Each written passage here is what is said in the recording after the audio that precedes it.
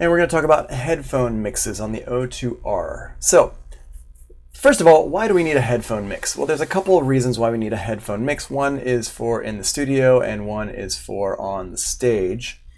The problem, the engineer needs to hear everything from the monitor mix. The singer gets latency from Pro Tools. So here's one thing why we need to set up a headphone mix in the input path and stuff. So one of our problems that we have is we need to hear everything from our monitor mix. We need to make sure that we're getting the right recording. But if we monitor through the O2R and we send that signal out directly to the singer, they're going to get latency from Pro Tools. So the solution is the singer will hear the music from Pro Tools. We will hear the music from Pro Tools, and then the singer will hear the vocal path. We will set it up so we hear the music from Pro Tools on the monitor path, and we hear the vocal on the input path. Now, we need to make it separate it out for who's hearing what. So here's what's happening here. Let me just explain this because I feel like I just made a mess of things. The singer, the microphone is coming over here, boop, into the console, and then it's going in from the console into the multi-track recorder, and the multi-track recorder has the pre-recorded song is going into the console, as well as the vocal is going into the console. So we're hearing everything together, but the singer is like a little bit like if they hear themselves at this point, they're gonna get a weird doubling effect going on. So if the singer just comes in, if the vocal just comes directly into the board and then just turns right back around and goes out, they're not gonna have any latency. So that's what we need to set that up. So what the engineer hears is the monitor path. Music and vocals are both after Pro Tools. That's our control room mix. What the singer hears is music from the monitor path, but the vocals from the input path.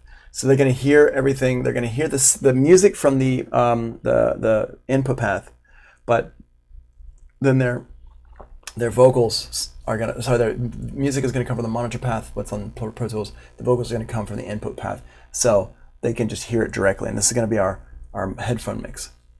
So here's how we set this up. And also you can do this in the audient as well if you're having latency issues in the audient. So basically the headphone mix on the O2R is sent from auxes 7 and 8. The studio section has buttons for auxes 7 and 8. So I don't have any pictures in here, so let me just show you over here. Everything we're talking about here is right here. So the way we have this the setup is auxes 7 and 8 here are set up for our headphone mix on the O2R. And if we go over here to the studio section, right here, aux 7 and 8 are right there to send out to our studio. So it's already set up like that. Now the control room down here does not have buttons for auxes 7 and 8, but it has buttons for assign 1 and 2. Well, at SAE in New York, assignments 1 and 2 are set up for auxes 7 and 8. So auxes 1 through 8 go to omni-outs 1 through 8, physical outputs, and 7 and 8 are just set up here on assignments 1 and 2. So that way, when we're setting up our headphone mix for people, we can actually hear what we're setting up in the control room. So now we're going to create a headphone mix. Step number 1, layer, select 25 through 48. Aux mode is going to be aux, and we're going to set aux number 7. So we're going to set layer number 25 through 48, which is our monitor path. And then we are going to go to our fader mode and change it to aux. And we're going to push the button for aux number 7 right here. Make sure you're listening via the headphone mix in the control room. So make sure you've got assignments 1 and 2 pressed right here. Then the control room section, assign 1 and 2. Okay, that's what this is. Number 4, recreate your mix for aux 7, adjusting for artist wishes where necessary. So if we, where are we? Yep. So adjusting for artist mix where the artist wishes where necessary. So you'd recreate that mix using your auxes, but there's a really easy way to do that. Don't spend a bunch of time recreating that actual mix. Let's go over here to this part here where it says you can quickly copy the fader levels to the aux send amount. This is super, super cool. What you do is you press and hold the layer button that you want to copy the layers from. So for example, if I want to copy all my levels from layer 25 through 48, which is what we want to do, I hold down the layer button for 25 through 48.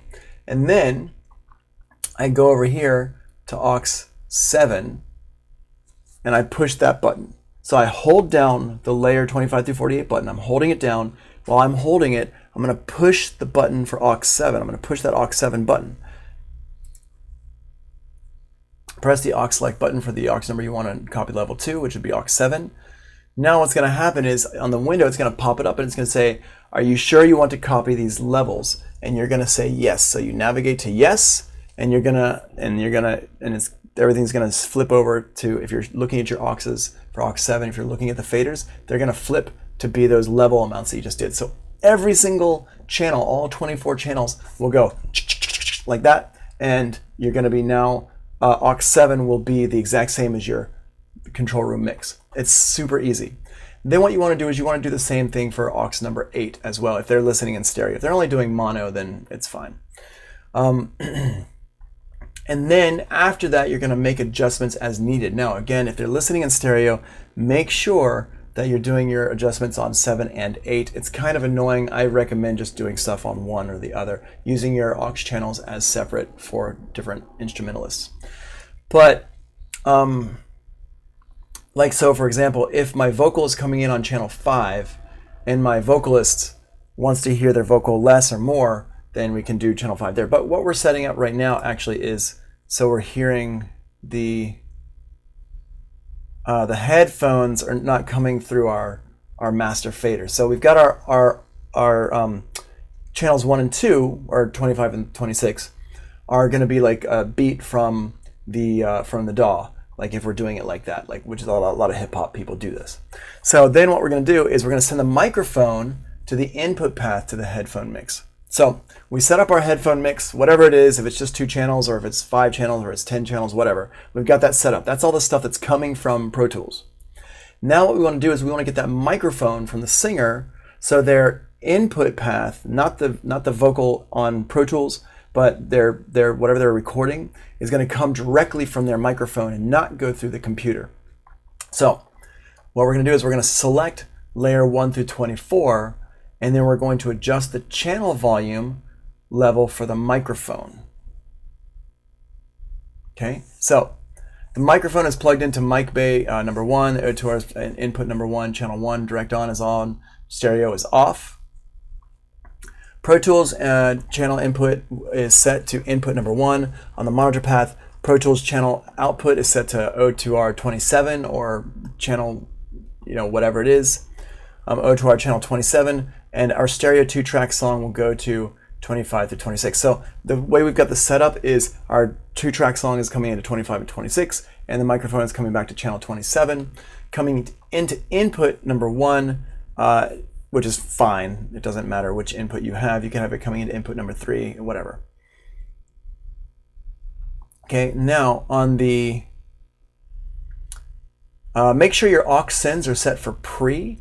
So step number 1 for this is press the aux select display button, aux select display, navigate to sends 25 through 48 tab down here on the bottom, and then you're going to set it up and make sure they're pre. You can go to the global part here. You could do pre for each individual one, or you can just go to the global part and just set them all for pre. So if we're set up for aux number 7 here, right there, aux 7, then we want to click that button for pre for all of them, because we want all aux number 7 to be set for pre. Now what this means is it means that whatever you adjust your fader is not going to affect the number 7. So you can do whatever you want to that fader. And in the patch bay, connect the patch cables from Omni-Out 7 and 8 to the Furman left and right. So 7 and 8 there, or just one of them if the vocalist is okay just to hear themselves through one thing there. So that's how that works there. I've actually gotten used to, when I'm singing and recording, I actually don't want to hear my vocal in my headphones anymore. And it's something that when I was younger, I mean, not that anybody wants to hear me sing, but when I was younger, I used to want to hear my vocal in my headphone. But nowadays, I don't want to. All I want to hear is the music. So I don't even really worry about this. And I really encourage to not worry about hearing your vocal in your headphone. For singers, just take one headphone off, so you got the music coming at one side and singing and just listening to your voice the natural way in the studio. But it can be a little bit tricky to do it that way, so depending on who you're working with. Now I feel like what I just did was pretty confusing here. It was kind of all over the place.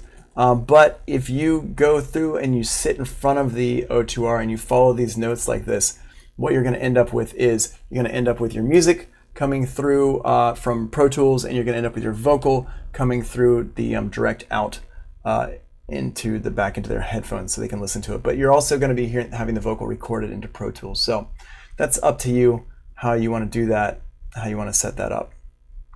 Channel 1, that's the kind of one of the key points is right here where it said direct is on and stereo is off.